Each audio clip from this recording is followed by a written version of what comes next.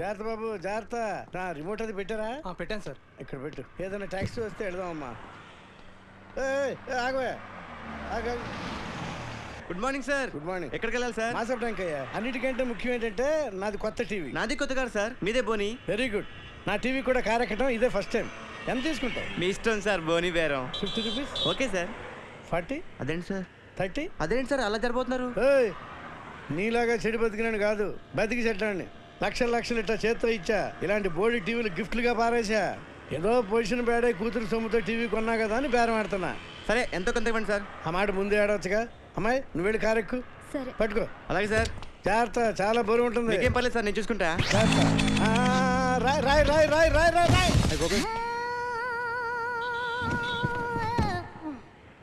ఊపు పగిలిందా? అలాగే కింద పడే పడే. సగం సగం పగలవటం దేనికని మొత్తం నీ చేత పగల కొట్టించా. పద లోపల పద, కొత్త టీవీ కొని పెడదు కానీ. అదేంటి సార్ అంతా మీ వల్ల జరిగింది? జాగ్రత్త జాగ్రత్త చెప్తానే ఉన్నా కదా. రాయి రాయి అన్నారు, ఏది రాయి చూపించండి. రాయి ఉందామో చూసుకోమన్నా. నన్ను అంటారు, నా తప్పేం లేదు. కొత్త టీవీ నాకు కొనివ్వాల్సిందే, నా సంగతి తెలియదు. పద పగలబెట్టింది నువ్వే కదా.